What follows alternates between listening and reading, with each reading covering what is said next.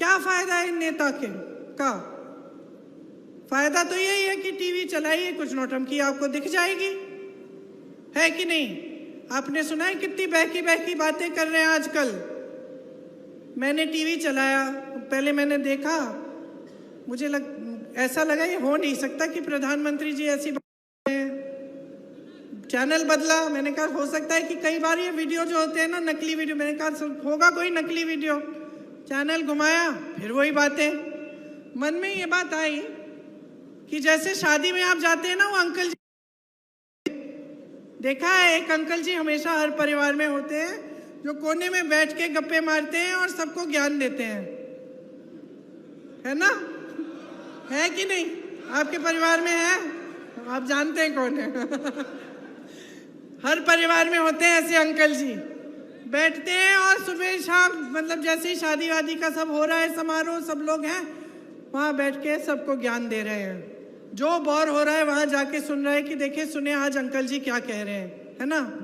अब आप सोचो, एक दिन अगर अंकल जी ने आपको ऐसी बात कही कि सावधान हो जाओ, सावधान हो जाओ, क्योंकि एक ऐसा राजनीतिक दल है जिसने अपने घोषणा पत्र में ये लिखा है कि एक एक्सरे की मशीन लाएंगे और उस एक्सरे की मशीन को आपके घर में घुसाकर जहां जहां आपने बचत की है, किसी या फिर आपने वो जो अन्न का डिब्बा होता है उसके नीचे रखा है, या फिर आपकी महिलाओं के जो मंगलसूत्र हैं, या आपने सोना बचा के रखा है, वो एक्सरे मशीन उसको निकाल के लेगी और ये राजनीतिक दल जो है उसको चोरी करके किसी और को दे देगा।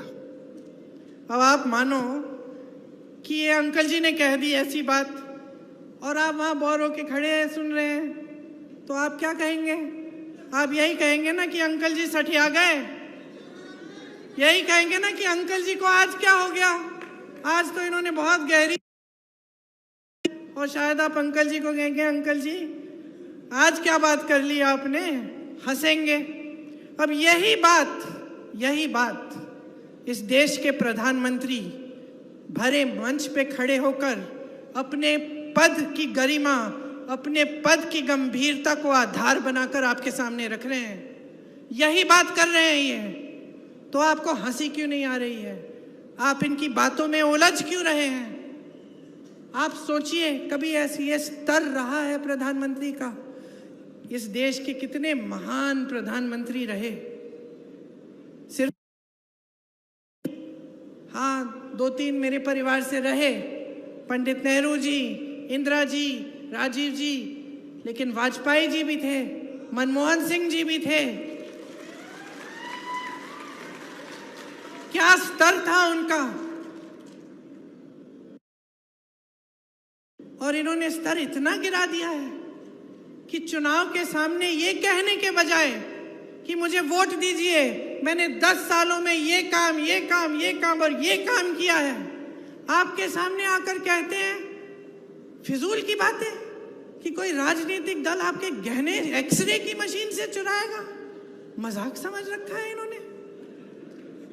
हंस रहे हैं, लेकिन सिर्फ ये हंसी की बात नहीं है, गंभीर बात है कि आपने इनके लिए इतना आसान बना दिया है। सोचते हैं कि जवाबदेही ही नहीं है, ये सोचते हैं कि सत्य की भी जिम्मेदारी नहीं है देश के प्रति।